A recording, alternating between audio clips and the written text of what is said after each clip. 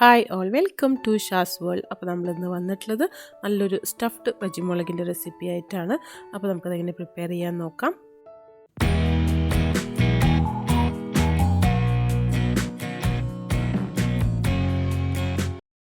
അപ്പോൾ ഞാനിപ്പോൾ ഇതോടെ ബജിമുളക് എടുത്തിട്ടുണ്ട്. ഇതൊന്ന് കഴുകിയിട്ട് ഒന്ന് തുടച്ചെടുത്തിട്ടുണ്ട്. ഇനി നമുക്കൊന്ന് ചെറുതായിട്ടൊന്ന് ഇതുപോലെ ഒന്ന് കട്ട് കൊടുക്കണം. എന്നിട്ട് അതിനകത്ത് സീഡ് കളഞ്ഞതിന് ശേഷം വേണം നമുക്കതിൽ ഫില്ലിങ് വെച്ച് കൊടുക്കാനായിട്ട്. അപ്പോൾ ഇതിൻ്റെ സീഡ് കളയുന്നത് കൊണ്ട് തന്നെ അതധികം എരിവൊന്നും ഉണ്ടാവില്ല. നമ്മുടെ കുട്ടികളൊക്കെ നോമ്പെടുക്കുന്ന സമയത്ത് അവർക്ക് നല്ല സർപ്രൈസിങ് ആയിട്ട് കൊടുക്കാൻ പറ്റുന്ന നല്ലൊരു സ്നാക്കാണ് അത്. അതുപോലെ തന്നെ നമുക്ക് പെട്ടെന്ന് ഉണ്ടാക്കിയെടുക്കാനും പറ്റും. പിന്നെ ഇപ്പോൾ നമ്മുടെ വീഡിയോ കണ്ടുകൊണ്ടിരിക്കുന്ന ആരെങ്കിലും നമ്മുടെ ചാനൽ ഇതുവരെ സബ്സ്ക്രൈബ് ചെയ്തിട്ടില്ല എന്നുണ്ടെങ്കിൽ നിങ്ങളിപ്പോൾ തന്നെ സബ്സ്ക്രൈബ് ചെയ്യട്ടോ. അതുപോലെ തന്നെ നിങ്ങൾക്ക് നമ്മുടെ റെസിപ്പീസൊക്കെ ഇഷ്ടപ്പെടുകയാണെങ്കിൽ നിങ്ങളൊന്ന് ലൈക്ക് ചെയ്യുക, ഷെയർ ചെയ്യുക. നിങ്ങളുടെ അഭിപ്രായങ്ങളൊക്കെ നമുക്ക് കമൻറ്റ് ബോക്സിലൊന്ന് എഴുതി അറിയിക്കുകയും കൂടി ചെയ്യാം. ഇപ്പോൾ ഇതിനകത്ത് സീഡൊക്കെ ഞാൻ എടുത്ത് മാറ്റിയിട്ടുണ്ട്. ഇനി ഇതിനകത്തേക്കാണ് നമ്മൾ ഫില്ലിങ് വെച്ച് കൊടുക്കുന്നത്. ഞാനിപ്പോൾ ഇതിനകത്ത് മോസറല്ല ചീസ് ഗ്രേറ്റ് ചെയ്തിട്ടുള്ളതാണ് വെച്ച് കൊടുക്കുന്നത്. നിങ്ങൾക്ക് ഇതിന് പകരം വേണമെങ്കിൽ ചീസ് ഇല്ലാന്നുണ്ടെങ്കിൽ വല്ല സമൂസക്കൊക്കെ ഫില്ലിങ് ഉണ്ടാക്കുമല്ലോ, ആ ഫില്ലിങ് വെച്ച് കൊടുക്കുകയും ചെയ്യാം. പക്ഷേ കുട്ടികൾക്കൊക്കെ ഇങ്ങനെ ചീസ് വെച്ചിട്ട് ഉണ്ടാക്കുമ്പോൾ കൂടുതൽ ഇഷ്ടമായിരിക്കും. അപ്പോൾ നമ്മൾ ഒരുപാട് നിറച്ച് വെച്ച് കൊടുക്കണ്ട, പിന്നെ നമ്മളത് ഫ്രൈ ചെയ്യുമ്പോൾ പൊട്ടി പുറത്ത് പോകാനുള്ള ചാൻസ് ഉണ്ട്. അപ്പോൾ ഒന്ന് ഫില്ലിങ് വെച്ച് കൊടുത്തതിന് ശേഷം ഒന്നിങ്ങനെ കൈ വെച്ചൊന്ന് പ്രസ് ചെയ്തിട്ട് ഇങ്ങനെ വെച്ച് കൊടുക്കാം. അപ്പോൾ ഒരെണ്ണോടെ റെഡി ആയിട്ടുണ്ട്. ഇതുപോലെ നമുക്ക് ബാക്കിയുള്ള എല്ലാ മുളകിലും ഇങ്ങനെ ചീസൊന്ന് ഫില്ല് ചെയ്തെടുക്കണം.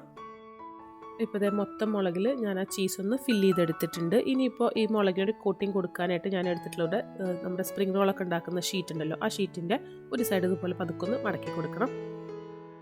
ഇനി ഈ ഷീറ്റിൻ്റെ താഴത്തെ ഭാഗം ഈ ഒരു മുളക് കവർ ചെയ്യുന്ന രീതിയിൽ മടക്കി കൊടുത്തിട്ട് ഇതുപോലെ മൊത്തം ഒന്ന് മടക്കിയെടുക്കാം.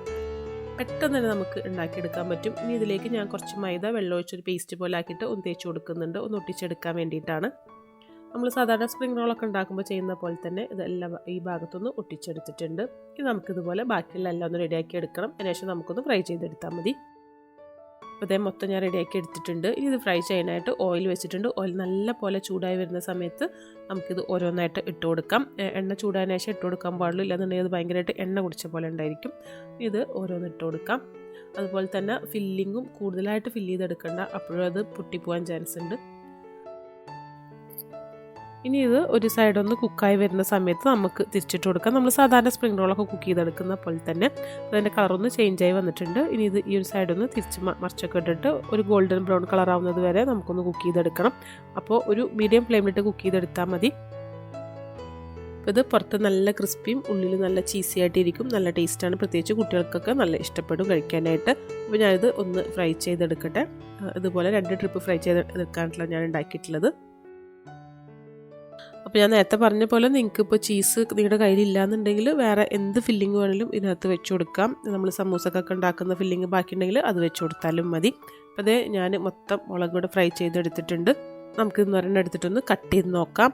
അപ്പോൾ നിങ്ങളൊന്ന് ട്രൈ ചെയ്ത് നോക്കുക. എന്നിട്ട് നിങ്ങൾക്ക് ഇഷ്ടപ്പെട്ടാലും ഇഷ്ടപ്പെട്ടില്ലെങ്കിലും നിങ്ങളുടെ അഭിപ്രായങ്ങൾ നമ്മുടെ കമൻറ്റ് ബോക്സിൽ കൂടെ ഒന്ന് എഴുതി അറിയിക്കാം. അപ്പോൾ നമുക്കിനിയിപ്പോൾ ഇതുപോലെ അടുത്ത നല്ല റെസിപ്പിയൊക്കെ ആയിട്ട് വീണ്ടും കാണാം. അതുവരേക്കും ബൈ.